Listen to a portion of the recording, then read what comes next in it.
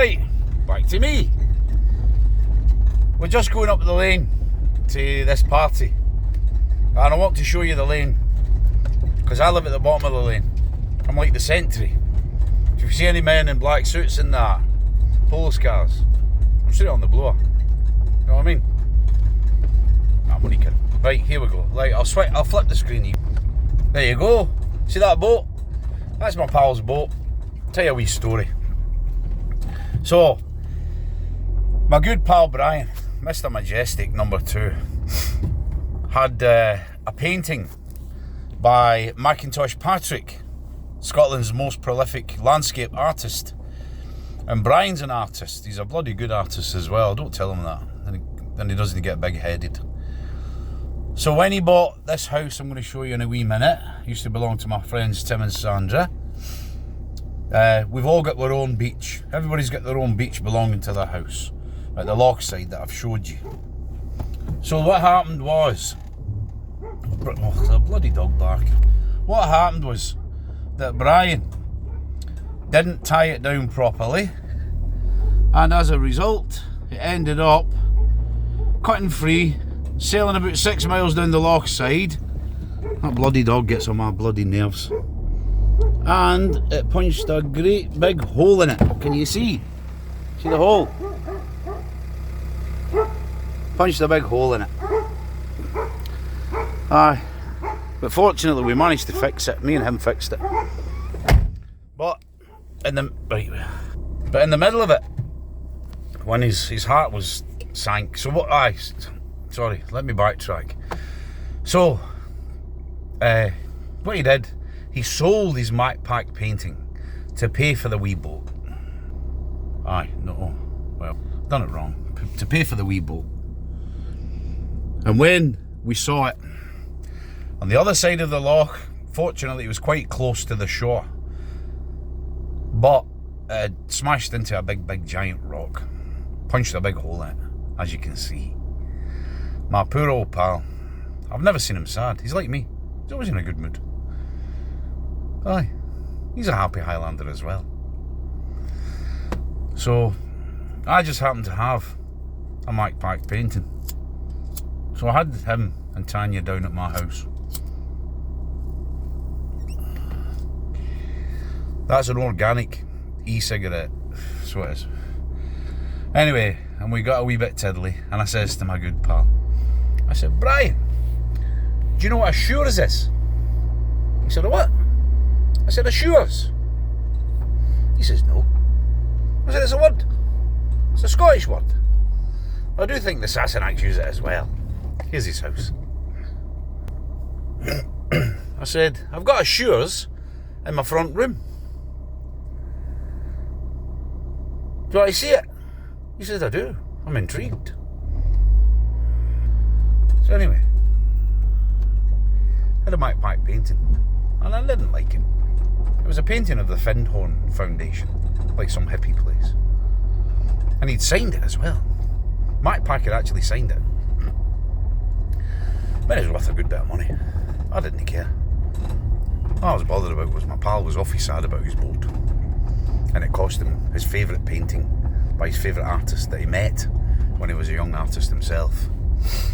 Anyway, so I dragged him into the front room, and it's hanging where my Baran is. You'll see my Baran in the other video, and that's where it was. And I pointed to it. I said, there it is. He said, what? I said, well, your situation with your boat and that, mate, I don't like that painting. I'm giving it to you. So now it's yours. You like that? It's yours. So I gave it him. He's overwhelmed. He's my friend. And I got the painting for nothing. And I tell you what, if I go back in time and somebody offered me 5,000 for it, or I don't cheer my pal up, I wouldn't take your £5,000. You can keep your £5,000. I just wanted to cheer up my friend. Right, let me show you the lane. This is where I live. Put the lights on. Oh, that's not how you do it. That's a broken down swimming pool. The big house over the other side of the burn, that was a school. And that's where the Waynes used to go swimming. It's all broken down now. The guy that bought it's let it go to rack and ruin. The whole place. Honestly. You think the Luftwaffe was there last week? Dropping bombs. This is a nice wee bit. We'll get out and I'll show you. They call this a one-eyed bridge. The Scottish people like a drama too. So when you're coming back from Achilles, see when you drive over this bridge, you need to shut one eye. So you don't get that double vision, you know what I mean? I'll show you. Wait, I'll show you. Right here. We've got a wee waterfall. Not very big, but we'll get out, have a wee look. Oh, I'll put my handbrake on, I don't know.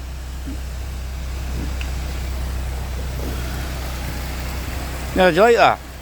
Then I'll zoom in.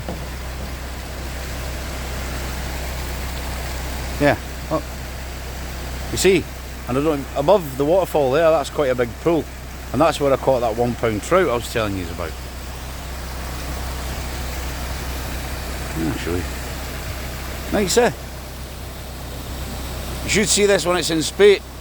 Believe it or not, the water is right under this bridge. You probably can't get the perspective, but I'll show you this. Right. That's good. I take my grandchildren down there and they've got toty wee fishing rods and they catch wee tiddlers.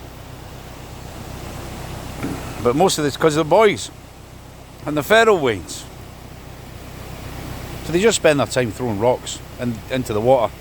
And then when they get fed up with that, they start throwing rocks at each other. It's great to watch. Boys turning into men. Right, shall we carry on? Take up to crazy. Look what I've done. Right into a bloody tree. Right, we'll go and see the crazy lady at her birthday.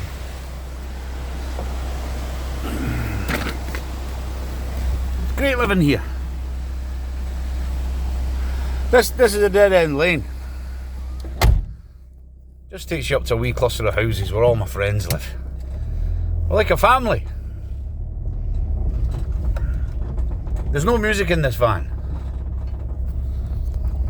The radio works. It's just that the battery went flat. And so you have to put the code in again into the radio. And I don't know how to take a radio out. No. You need special pins or something. But I've got a pal who's bought the garage in the Glen. Gary, he's from Glasgow, like me. And he's going to fix it. Because he's due an MOT in February. So we'll get it MOT'd. We'll get the radio fixed. And by the time the daisies are coming up, we'll be able to listen to plinky plunky music going to work. This is a great place. See these bankings either side? Great for the mushrooms. Oh, chocker with them. All kinds as well. You get chanterelles, the sticky bun ones, what are they called? I can't even remember. They'll come to me. And my favourite, the hedgehog mushrooms. They grow. Look at that big tree. See that? Caledonian pine tree. They live for hundreds and hundreds of years. Right, I call this Brookside. This is where everybody lives. This is a wee cluster of houses just up here. It's a dead end, but they used to be. I think they were houses belonging to for the teachers for the big house that used to be the school.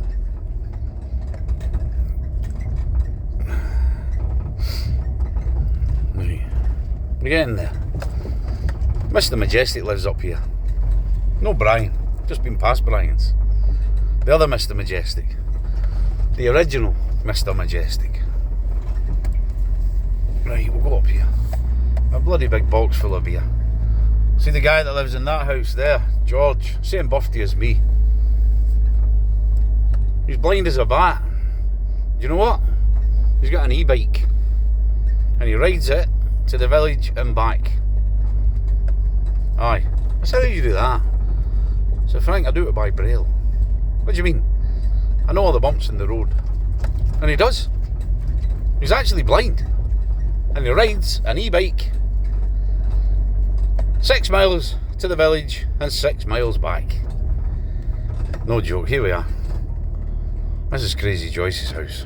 See, she's been having a clear out. She didn't long move in, and there was a lot of shite left behind. So that's why it's like that. I was just waiting for the man to come and get it. And that big stack of wood there, that's ready and waiting for me. I'm going to build her a decking. She had a pal up, Scouser, smashing young fella, and he did the decking, but he didn't know what he was doing. And God love him, he worked harder than he needed to. So he did. So basically I had to go and undo everything he did. And I did it properly. I used to have a landscaping company, sure, when I was living in England near my mum and dad. Hey, that's us. Okie dokie. Right, well, I hope you enjoyed that wee drive up the lane.